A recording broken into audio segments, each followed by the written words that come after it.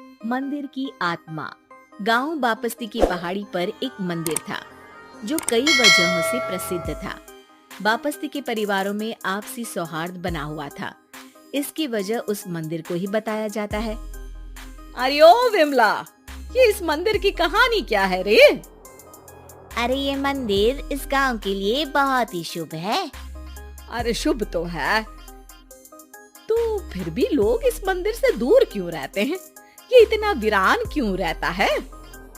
अरे बड़े बुजुर्ग कहते हैं कि मंदिर में आत्माओं का राज है जो लोगों की मदद करते हैं, लेकिन मंदिर से सभी को दूर भी रखते हैं। अरे ये कैसी आत्माएं हैं जो लोगों की मदद भी करते हैं और लोगों को मंदिर से दूर भी रखते हैं? अरे यही चलता आया है यहाँ पर, इसीलिए कोई कुछ बोलता नहीं, क्योंकि जिसके घर में कोई भी परेशानी होती है तो बताते हैं कि इस मंदिर से उन्हें मदद मिलती है। अरे वाह, ये तो अच्छी बात है। तभी इस गांव में इतनी खुशहाली दिखती है। तभी बाहर किसी की चीखने चिल्लाने की आवाज आती है।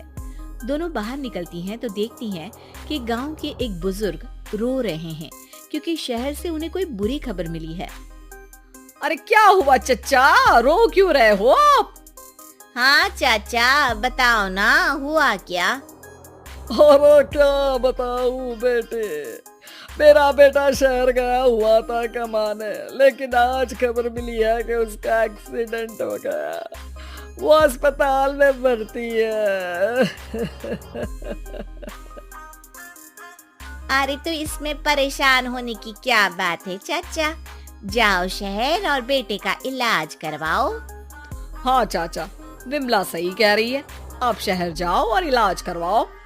अरे कैसे इलाज करवाओ, अभी पैसे नहीं है और शहर के अस्पतालों में इलाज का खर्चा लाखों में आता है।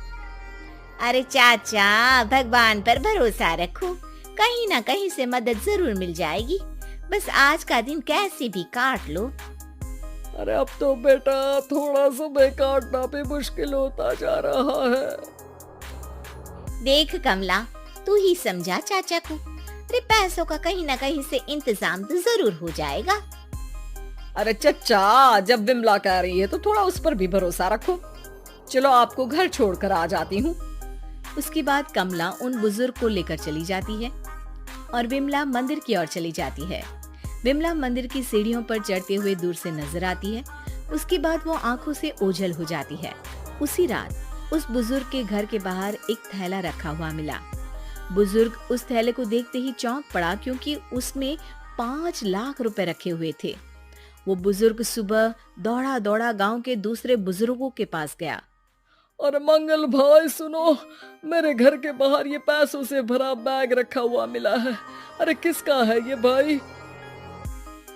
अरे भैया, मुझे क्या पता। तभी उधर से कमला और विमला निकलती हैं।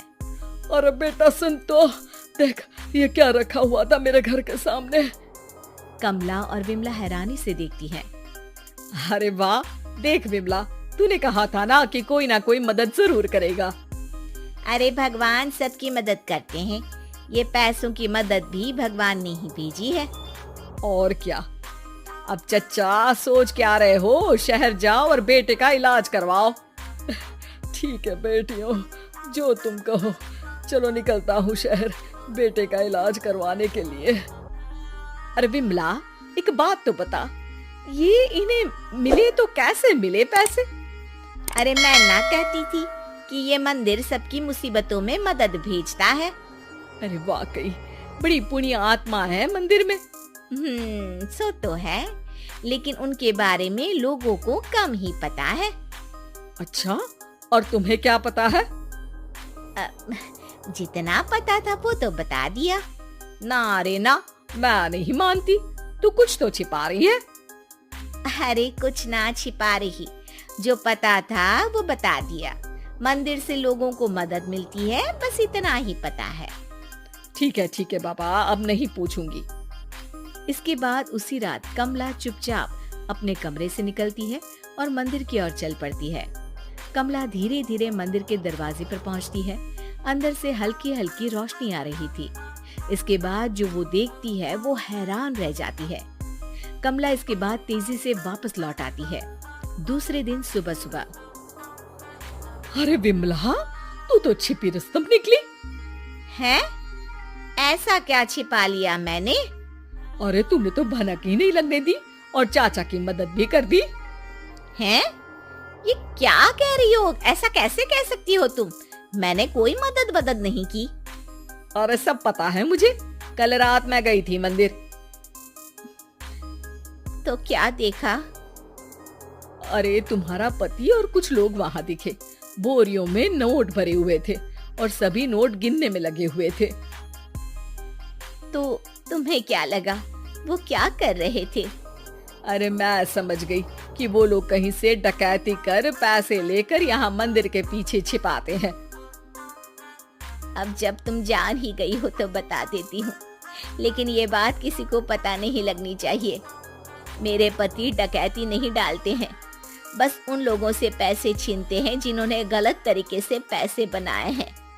और फिर लोगों की मदद करते हैं।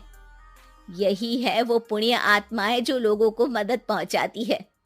अब समझी? हाँ, अब समझी उन पुण्य आत्माओं का चक्कर। सही है। करते रहो मदद, लेकिन सावधानी से, मेरी तरह कोई और ना पहुंच जाए।